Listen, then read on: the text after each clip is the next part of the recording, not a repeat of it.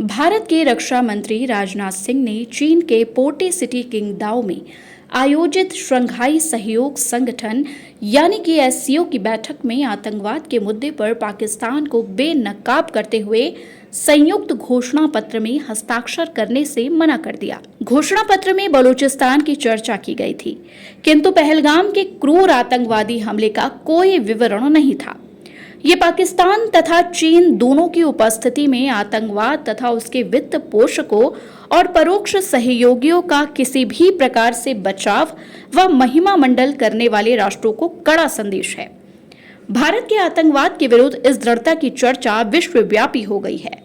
पहलगाम की घटना व मई 2020 में पूर्वी लद्दाख में वास्तविक नियंत्रण रेखा पर सैन्य गतिरोध के बाद भारत के रक्षा मंत्री व एनएसए अजीत डोभाल की ये पहली चीन यात्रा थी।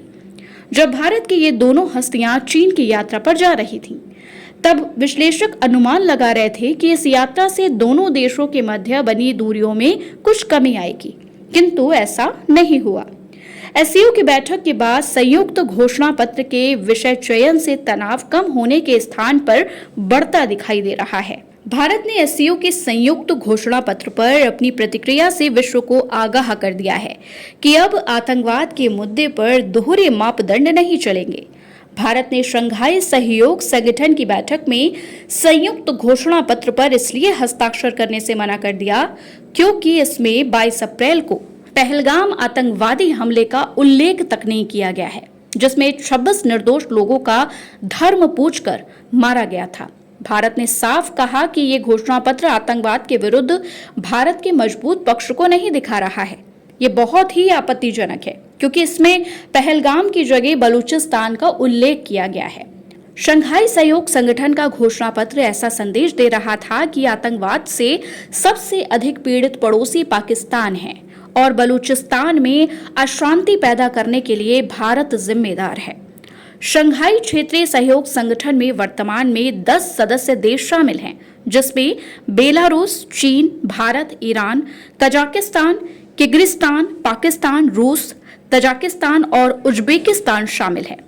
ये संगठन 2001 में क्षेत्रीय और अंतर्राष्ट्रीय सुरक्षा से संबंधित विषयों पर चर्चा करने के लिए बनाया गया था। संगठन की बैठक में भाग लेने के लिए भारत के रक्षा मंत्री राजनाथ सिंह चीन पहुंचे थे।